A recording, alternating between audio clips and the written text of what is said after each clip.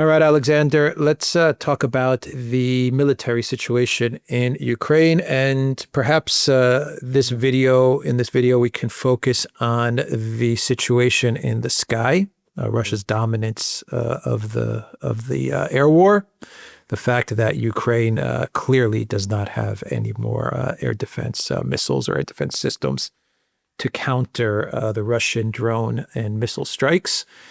And the blackout situation in Ukraine. We had an interesting development a couple of days ago where the electricity in major cities just kind of went out. And this time around, it wasn't because of a specific Russian missile strike or drone strike.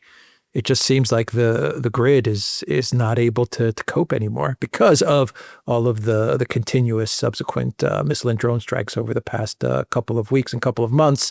It now looks like the entire grid, at least in major cities, including Kiev, is just starting to crumble. This story isn't getting as much attention as it deserves because people are still focusing very much on the situation on the ground, and rightly so. And by the way, the narrative that the Ukrainians are holding back the Russians, we recently did a program about this. It is not true, and since we did that program, there's been more military developments, and the crisis for the Ukrainians on the front lines is worsening. But let us indeed focus on the situation, the war in the sky, as I've called it, and which is intensifying. The Russians now conduct missile and drone strikes against Ukraine, either every night or every other night, but it is continuous. This is a much bigger air offensive than the ones we saw in previous years, on a much, much bigger scale. Ukraine's air defense has completely collapsed. The very latest drone missile strike that took place just before we made this program is unique in one important respect, that the Ukrainians themselves admitted that out of the 24 missiles the Russians launched, they weren't able to shoot down a single one. All of the missiles got through. Previously, the Ukrainians have claimed that they've shot down 80, 90% of the Russian missiles. Now, even the Ukrainians have to admit that all of the missiles get through. And of course, we also have the drone strikes that take place, the Geran drones.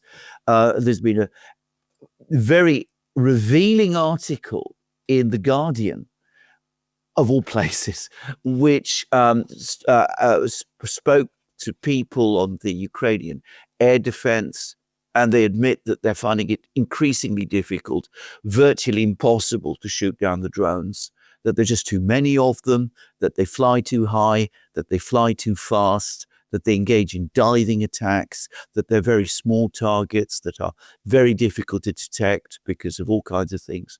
And the drone offensive is also in combination with the missile offensive. It's worsening Ukraine's situation. And the point is that these two things, the drones and the missiles, complement each other, because the missiles do the big damage, but the drones do the continuous damage. And because the Russians use so many drones, they don't have to use so many missiles in a single strike. And that means that the production of missiles in Russia, which has apparently increased sixfold, it means that because they're not using so many missiles in each strike, they can just keep pounding Ukraine with missiles night after night in ways that they weren't able to do in 2022, 2023, and 2023, 2024, and in previous years. So this is turning into a complete disaster. And apparently Ukraine's gas system has collapsed. It's lost its ability to produce natural gas, and this being a former republic of the Soviet Union, gas was essential for heating, as well as obviously for industrial use. And as you rightly say, the electricity system is buckling and starting to break down. And the transport system is starting to break down as well, because for the first time, the Russians are now going after the railway system, which they tended not to directly before, but they're able to attack trains and railway lines and then railway stations, and that's causing major problems there as well. So it is a general crisis, and Ukrainian officials are talking about a very, very hard winter ahead for the Ukrainian people, and much harder than any winter that Ukraine has faced before. And this time, there is no prospect of air defense missiles coming from the West in anything like the quantities that would have been needed to at least mitigate the effect of this Russian air offensive. To the extent to which these Western missiles were ever successful is questionable, but at least people could pretend that they were, and at least they were coming. Now they're not coming, and even the Ukrainians are accepting that those that they do have aren't succeeding in shooting down Russian missiles or drones in the way that would be needed. So it is a disaster. What happens when the Russians get to the point where they can send 1,000 drones a day, which is what many people expect them to do in the near future? I mean, right now it's every couple of days you'll get a big drone strike of, say, 400 to 600, and you have drone strikes every day. Ukraine is also sending drones into Russia, by the way, and not at the numbers that Russia is sending. But they are sending drones into Russia, and they're trying to knock out Russia's energy facilities. And they do hit Russia's energy facilities, especially across the border areas. But what Russia is sending right now is doing so much damage, and it's not what many analysts expect it to be in say 2 to 3 months, or say 4 or 5 months, where many people are thinking that Russia will be at a point where they can launch 1,000 drones into Ukraine every single day. I mean, that's going to decimate Ukraine's energy facilities, its railway, everything. Yes. I think a point that needs to be made about Ukrainian drones, because you're absolutely right. The Ukrainians do regularly launch hundreds of drones into Russia, but they are generally smaller, and they come in many different varieties. And some of them are able to travel longer distances. Some of them are unable to. They come with smaller warheads, all kinds of things. They are not uniform and sophisticated in the way that the Russian drones are. They're not usually as big and as powerful as the Duran drones are. And they are not, they don't come in, with the sort of technological packages that some of these Duran drones do. So, I mean, some of them are guided drones. Some of them use jet engines. Some of them are able to conduct, big diving attacks. As we know, there are lots of decoy drones that also accompany the drones that do the attacking. They're very different. The granular detail of the two drone offensives is very, very different. One is basically a workshop operation. The other one is an industrial one. And that is something that people do need to understand. Now, absolutely, the Russians are working towards a situation where they can put up 1,000 drones in the sky over Ukraine on any particular night or day. The closest we got to that was one particular drone attack that the Russians conducted, where they put up 800 drones. But I think that was mostly a test to see how one would coordinate and organize a drone attack on that scale. Because these drone attacks are meticulously planned and they are tightly controlled. As I said, some of these drones use autonomous guidance. They're, launched, and they have a program, and they're told the program guides them to where they have to go. Others, there are actual controllers back in Moscow who, control them as they conduct strikes. Others have hybrid things. Some of them apparently starting to use AI controls. But whatever, this is drone strikes which are tightly controlled, very tightly organized. I'm sure that each drone strike has an overall controller who is coordinating, if you like, the various drone operators, and that each drone strike is planned. So, if you're going to send 1,000 drones against Ukraine, you need an awful lot of planning, and you need to set up planning mechanisms to get it organized and to organize these things effectively. But we are absolutely heading to that. And, well, I think this is going to be absolutely devastating. It's going to be a drone offensive and a missile offensive of the like that we have never seen before. The closest analog that I can think of is the bombing offensives over Germany that used to take place during the last months of the Second World War, where again the Allies were able to put hundreds of bombers in the sky over Germany night after night and day after day, and cause enormous damage.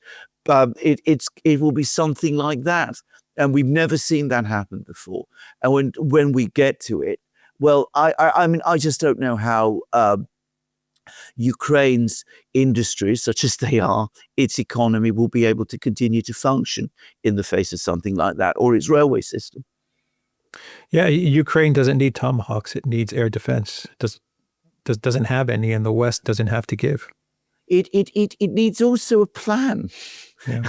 I mean, which nobody seems to be talking about. I mean, a plan on how to survive a drone and missile offensive of this kind. It needs, if you're going to set up an air defense, you need a planned air defense to make it effective.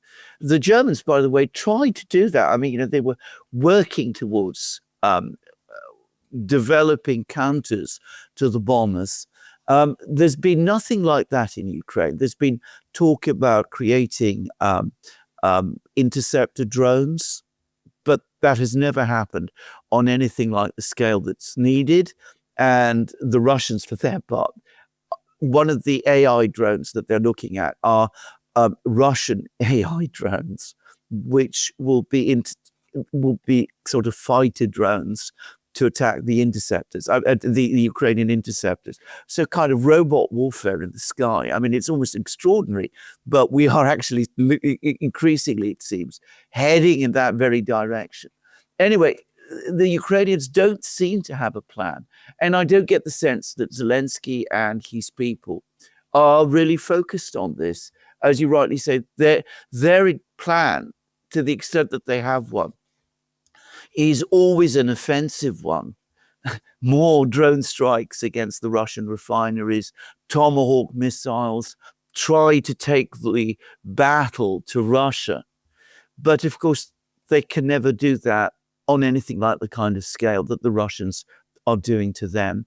And the Russians almost certainly will be able to counter these Ukrainian moves, because if the Ukrainians aren't planning their defenses, the Russians will certainly be planning theirs. Well, Ukraine said that they want to go on the offensive, and they're just waiting for Trump's permission.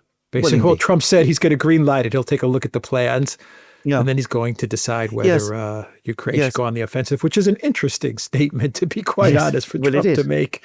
But yeah, I mean, all the reports that are coming out is that Zelensky wants to go on the offensive, a big offensive to counter Russia, which I still can't understand how they're going to do this or what this is going to be.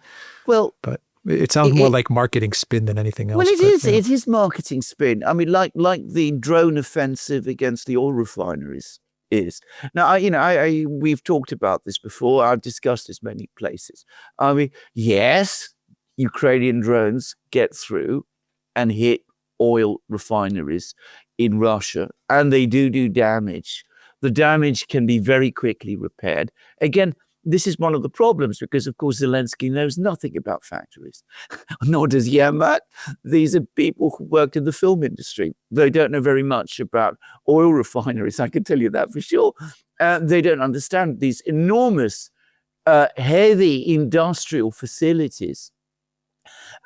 You need to pound them every night and every day to be able to knock them out of use effectively. It can be done, but it's not going to be done by hitting them with a single drone sporadically every couple of days. That's not going to happen. And the Russians have organized repair teams, and the drone offensive against the refineries has not had anything like the effect that many people in the West imagine that it has, or that Zelensky himself is claiming. So you're absolutely correct. This is, again, a PR offensive more than a real one. Yeah. All right. Anything else that you want to add to this video? Well, the fact that there is no obvious counter to this Russian missile and drone offensive against Ukraine, because as I said, supplying Ukraine with a couple of 100 Tomahawks, if it comes to that, is not going to be able to respond to this. The fact that Ukraine cannot defeat this drone offensive, that its air defense has collapsed, ought to be another reason for negotiations to end the war. Wow. And it ought to make the Americans, perhaps, who ought to be looking at this, ought to understand that. And they ought to understand that this is the first war that the United States has been involved in since the Second World War, in which the other side is winning in the sky. It ought to be something that, the Americans, who are, the great apostles of air war, they ought to be understanding the significance of. Just listen to Kellogg. Exactly. Listen to Kellogg instead. Sorry. Go ahead. You were saying. I'm so sorry. No, I mean, I had to put that. Just listen to Kellogg. I know, he'll but fill you I mean in. that's exactly. I mean, that's the point I'm making. I mean, that the Americans haven't grasped this and aren't seeing this is really extraordinary, and that the Americans aren't drawing the obvious conclusions from it is difficult to understand. Vance made a statement the other day. I forgot to what channel. One of the mainstream media channels. He was being interviewed, and he said that Russia believes it's doing better on the battlefield than they really are, and what we need to do as the United States is to make them realize that they're not doing so well on the battlefield than what they think they're doing, which I found to be a delusional statement, an incredible statement from Vance. But I'm just starting to believe that Kellogg's message has pretty much seeped through the entire Trump White House. Well, I think so. I mean, they got everyone believing this. I think he's got everyone believing. Well, I think Ukraine's victory. Well, I think he is, and I'll tell you why. Because I'm afraid that the U.S. intelligence community and the Pentagon, the Defense Intelligence Agency, are probably also repeating all this information. And this is one of the major problems. By the way, those of us who have lived through earlier American wars are familiar with this. I'm just old enough to remember Vietnam, and I remember all these optimistic reports that American generals at that time were making about how we're actually winning when in fact they were losing. I'm afraid that this is recurring again. Enormous numbers of casualties inflicted on the other side. That the Russians aren't making any real progress on the battlefield when anybody who follows things closely would see that they are.